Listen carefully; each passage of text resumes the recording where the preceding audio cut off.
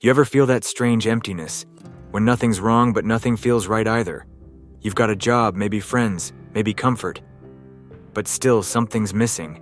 It's not depression, it's something deeper. You feel empty because you've stopped chasing meaning. You're chasing comfort instead. Your brain gets hits of cheap satisfaction, scrolling, noise, easy wins. But your soul, it's starving. You're surrounded by stimulation, but there's no substance. The truth is, we're not built to feel fulfilled by comfort. We're built to struggle, to create, to conquer, to fight for something that matters.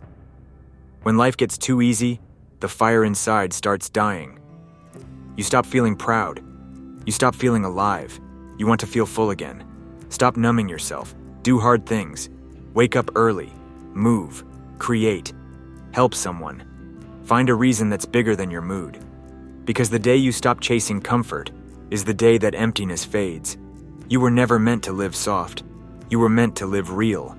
And meaning, it doesn't find you. You build it, one honest day at a time.